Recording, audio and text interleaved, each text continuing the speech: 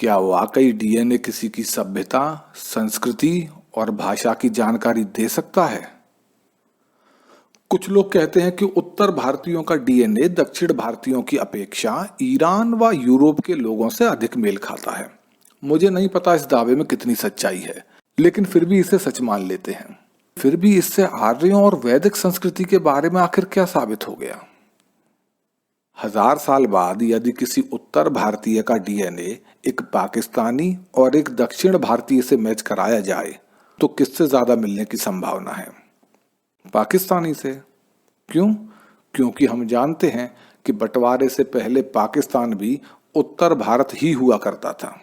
तो 1000 साल बाद यदि कोई डीएनए की इस समानता के आधार पर उत्तर भारतीयों को पाकिस्तान से आया हुआ विदेशी घोषित कर दे तो क्या उसका दावा ठीक माना जाएगा?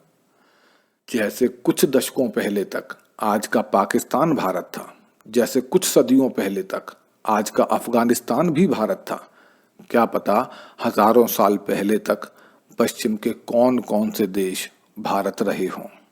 ऐसे में आज उनके व भारतीयों के डीएनए में समानता मिलना उतना ही स्वाभाविक है जितना 1000 साल बाद भारत और पाकिस्तान के लोगों में। हाँ, यह भी संभव है कि यूरोप के वे देश भारत का हिस्सा ना रहे हों, पड़ोसी रहे हों, या हजारों साल पुराने उस दौर में वहां की संस्कृति भी यही जैसी रही हो जैसे आज भारत और नेपाल हैं, पड़ोसी भी हैं और सांस्कृतिक समानताएं भी हैं, जिस कारण दोनों देशों के लोग आपस में वैवाहिक संबंध भी करते हैं और एक दूसरे के देशों में जाकर बसते भी हैं। हजारों साल पहले जब यूरोप के उन देशों में भी यही जैसी संस्कृति रही होगी, तब भारत के लोगों के उनसे भी ऐसे ही रिश्ते रहे होंगे जैसे आज नेपाल से हैं। नतीजतन डीएनए की समानता हो गई होगी। तो क्या डीएनए से यह साबित हो सकता है कि आज विदेश कहे जाने वाले वे इलाके कभी भी भारत का हिस्सा नहीं रहे थे? क्या डीएनए से साबित हो सकता है कि वे देश अतीत में कभी भी भारत के पड़ोसी नहीं रहे थे? क्या डीएनए से साबित हो सकता है कि प्राचीन काल में कभी भी उनकी संस्कृति वैदिक नहीं रही थी? इन विषयों में हमें पुरातत्व खोजों से, पुराने ग्रंथों से, शिलालेखों से तो थोड़ी जानकारी मिलती है, लेकिन क्या डीएनए से भी हमें इन विषयों की जानकारी मिल सकती है? क्या डीएनए से यह भी साबित हो सकता है कि लोग उधर से इधर आए थे या इधर से उधर गए थे, या दोनों ही तरफ से लोगों का आना जाना हो रहा था?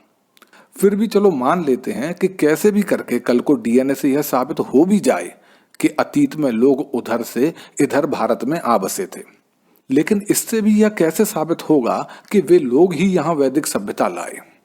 आज आपको इस्कॉन मंदिरों में, मथुरा में, बनारस में आदि अनेकों शहरों में अनेकों यूरोपियन हिंदू धर्म को अपनाए हुए मिल जाएंगे। वे भी विदेश से ही आए हैं और यहाँ की भाषा, संस्कृति व सभ्यता को अपनाकर अब वे यहीं के होकर रह गए हैं। संभवतः ऐसा ही हजारों साल पहले हुआ हो। विदेशी प्रवासी यहाँ आए होंगे, फिर यहाँ की वैदिक संस्कृति के रंग में रंग कर यहीं के होकर रह गए होंगे। नतीजतन डीएनए की समानता हो गई। डीएनए के आधार पर तो अनेकों अनुमान लगाए जा सकते हैं। क्या आप जानते हैं कि एक इंसान का डीएनए दूसरे इंसान से मात्र 0.4% से भी कम का अंतर लिए होता है? यानी कि हम सभी इंसानों में 99.6% से भी अधिक की डीएनए समानता है, लेकिन फिर भी हम नस्ल जैसी मूर्खता में पड़े रहते हैं। अगर भारत की बात करें तो यहाँ 2 किस्म के मूर्ख प्रमुख रूप से पाए जाते हैं। एक वे हैं जो मानते हैं कि सृष्टि की शुरुआत से ही ईश्वर ने उन्हें कुछ विशेष गुण दे दिए हैं, इसीलिए वे तथाकथित उच्च जाति के हैं और बाकी के लोग उनसे कमतर हैं, उनसे नीचे हैं। दूसरे किस्म के मूर्ख वे हैं जो मानते हैं कि तथाकथित उच्च जाति के लोग विदेशी नस्ल के हैं और बाकी के लोग भारत के मूल निवासी हैं।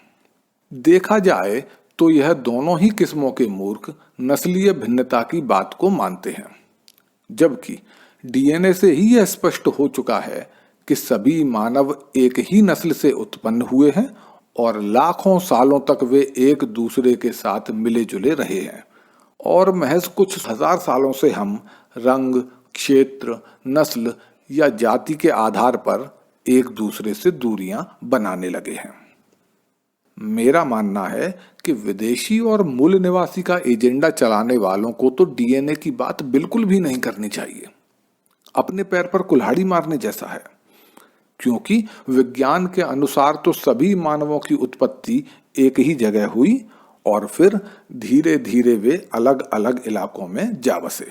अब अगर उत्पत्ति की वो जगह भारत थी तो पूरी दुनिया ही भारत की मूल निवासी हुई, और यदि उत्पत्ति की वो जगह भारत से बाहर थी तो सभी भारत भूमि के लिए विदेशी हुए।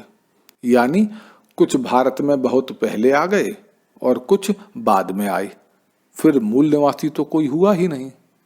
एक और कारण से विदेशी और मूल निवासी वालों को डीएनए की बात नहीं कहनी चाहिए, क्योंकि इनका दावा है कि हिंदुओं में ब्राह्मण, क्षत्रिय, वैश्य विदेशी नस्ल के आर्य हैं और बाकी सब मूल निवासी हैं। यानी इन 3 जातों का डीएनए आपस में मेल खाना चाहिए और बाकियों से अलग होना चाहिए, लेकिन सभी का एक सा निकला।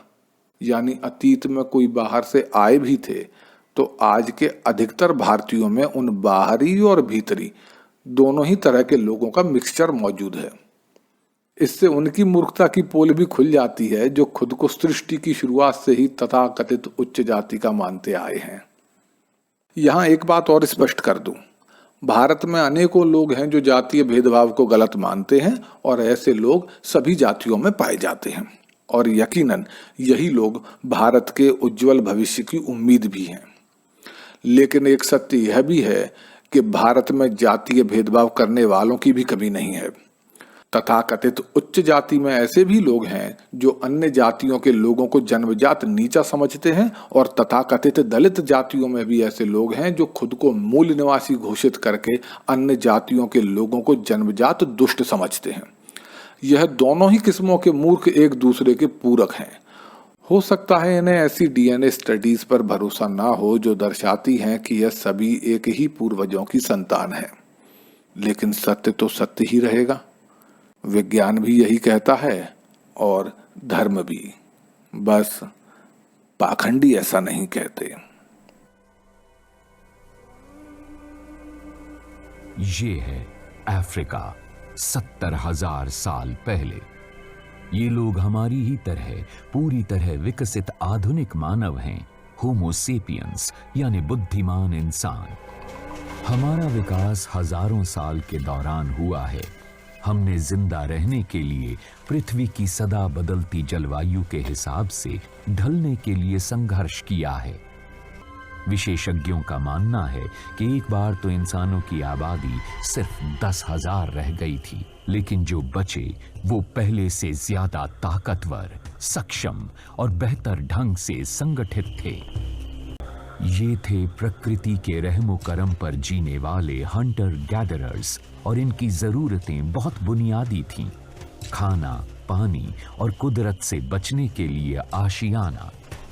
अगर ये किसी एक जगह बसते तो भूख से मारे जाते।